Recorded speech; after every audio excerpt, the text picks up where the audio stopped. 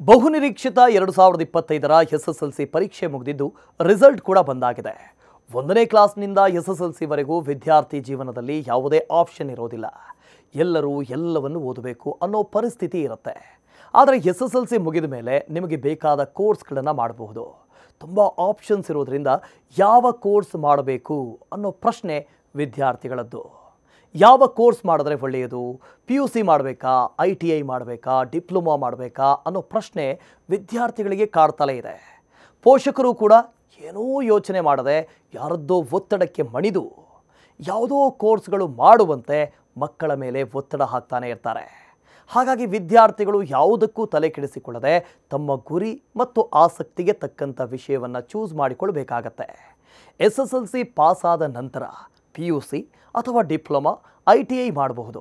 ಅದರಲ್ಲೂ ಯಾರಾದರೂ ಆದಷ್ಟು ಬೇಗ ತಮ್ಮ ವೃತ್ತಿ ಜೀವನ ಆರಂಭ ಮಾಡಬೇಕು ಅಂದುಕೊಂಡಿರ್ತಾರೋ ಅಂಥವರಿಗೆ ನಾವು ಒಂದಷ್ಟು ಟ್ರೆಂಡಿಂಗ್ನಲ್ಲಿರುವಂಥ ಡಿಪ್ಲೊಮಾ ಕೋರ್ಸ್ಗಳ ಬಗ್ಗೆ ಹೇಳ್ತೀವಿ. ಡಿಜಿಟಲ್ ಜಗತ್ತಿನಲ್ಲಿ ಬೇಗ ಸೆಟಲ್ ಆಗಬೇಕು ಅನ್ನೋರಿಗೆ ಇದು ಬೆಸ್ಟ್ ಕೋರ್ಸ್ ಆಗಿದೆ. ಆ ಕೋರ್ಸ್ ಮತ್ಯಾವುದೂ ಅಲ್ಲ, ಡಿಪ್ಲೊಮಾ ಇನ್ ಸೈಬರ್ ಸೆಕ್ಯೂರಿಟಿ. ಈ ಕೋರ್ಸ್ ಅಂದರೆ ಏನು? ಫೀಸ್ ಎಷ್ಟು? ಯಾವ ಕಾಲೇಜಿನಲ್ಲಿ ಕೋರ್ಸ್ ಲಭ್ಯ ಇದೆ ಅಂತ ನೋಡೋದಾದರೆ, ಈ ಡಿಪ್ಲೊಮಾ ಕೋರ್ಸ್ ಅಧ್ಯಯನ ಮಾಡೋದ್ರಿಂದ ಸೈಬರ್ ಸೆಕ್ಯೂರಿಟಿ, ಫಿಸಿಕಲ್ ಸಿಸ್ಟಮ್ ಡೆವಲಪ್ಮೆಂಟ್ಗೆ ಸಂಬಂಧಿಸಿದ ಪ್ರಿನ್ಸಿಪಲ್ಸ್, ಮಾಡ್ಯೂಲ್, ಟೂಲ್ಸ್, ಪ್ರೊಸೆಸ್ಗಳ ಬಗ್ಗೆ ಅರಿವು ಮೂಡುತ್ತೆ. ಸೈಬರ್ ಸೆಕ್ಯೂರಿಟಿ ಫೀಲ್ಡ್ನಲ್ಲಿ modern verification, validation, industrial development, ಪ್ರೊಸೆಸ್ಗಳ ಬಗ್ಗೆ ಜ್ಞಾನ ಹೆಚ್ಚುತ್ತೆ. ಈ ಕೋರ್ಸ್ ಮುಗಿಸಿದವರು ಬೇಗ ಜಾಬ್ ಪಡೆಯಬಹುದು. ಉನ್ನತ ಶಿಕ್ಷಣ ಆಸಕ್ತಿ ಇದ್ದಲ್ಲಿ ಲ್ಯಾಟರಲ್ ಎಂಟ್ರಿ ಮೂಲಕ BE 2ನೇ ವರ್ಷಕ್ಕೆ DCET ಪರೀಕ್ಷೆ ಬರೆದು ಸೇರಬಹುದು. ಇದು ಟೆಕ್ನಾಲಜಿ ಜಗತ್ತು. ಬೆಳಗ್ಗೆ ಎದ್ದು ಕೂಡಲೇ ಜನ ಗ್ಯಾಜೆಟ್ಗಳ ಮೊರೆ ಹೋಗ್ತಾರೆ. ಇನ್ನು ರಾತ್ರಿ ಮಲಗೋವರೆಗೂ ಕೂಡ ಗ್ಯಾಜೆಟ್ಗಳು ಅವರೊಂದಿಗೆ ಇದ್ದೇ ಇರುತ್ತೆ. ಈ ನಿಟ್ಟಿನಲ್ಲಿ ನೋಡೋದಾದರೆ ಡೇಟಾ ಭದ್ರತೆ ಅತಿ ಮುಖ್ಯ. ಈ ಹಿನ್ನೆಲೆಯಲ್ಲಿ ಸೈಬರ್ ಭದ್ರತೆ ಡಿಪ್ಲೊಮೊಗೆ ಜಾಬ್ ಮಾರುಕಟ್ಟೆಯಲ್ಲಿ ಭಾರಿ ಡಿಮಾಂಡ್ ಇದೆ. ಮಾಹಿತಿ ತಂತ್ರಜ್ಞಾನದಲ್ಲಿ ಸೈಬರ್ ಭದ್ರತೆಯ ಸ್ಪೆಷಲ್ ಸೆಕ್ಟರ್, ಕಂಪ್ಯೂಟರ್ ವಿಭಾಗದಲ್ಲಿನ ಉಪವಿಭಾಗ ಇದು. ಆನ್ಲೈನ್ ಕಳ್ಳರಿಂದ ನೆಟ್ವರ್ಕ್ ಕಳ್ಳತನ ತಡೆಗಟ್ಟೋದು ಹೇಗೆ, ಕಂಪ್ಯೂಟರ್ನ ಡೇಟಾ ಭದ್ರತೆ ಹೇಗೆ, ಜೊತೆಗೆ ಕಂಪ್ಯೂಟರ್ ಆಪರೇಟಿಂಗ್ ಹಾಗೂ ಇತರೆ ಮಾಹಿತಿಗಳನ್ನು ಈ ಕೋರ್ಸ್ನಿಂದ ಕಲಿಯಬಹುದು. ಇದನ್ನು ಕಲಿತ ನಂತರ ಸೈಬರ್ ಸೆಕ್ಯೂರಿಟಿ ಆಫೀಸರ್ ಆಗಿ ಸರ್ಕಾರಿ ಇಲಾಖೆಗಳು, ಖಾಸಗಿ ಕಂಪನಿಗಳಲ್ಲಿ, ಇತರೆ ಕೆಲವು ಕ್ಷೇತ್ರಗಳಲ್ಲಿ ಜಾಬ್ ಪಡೆಯಬಹುದು. 100% ಉದ್ಯೋಗ ಅವಕಾಶಗಳನ್ನು ಹೊಂದಿರುವಂಥ ಕೋರ್ಸ್ ಇದಾಗಿದೆ. ಅಂತಾರಾಷ್ಟ್ರೀಯ ಮಟ್ಟದಲ್ಲೂ ಭಾರಿ ಬೇಡಿಕೆ ಹೊಂದಿರುವಂಥ ಕೋರ್ಸ್ ಇದು.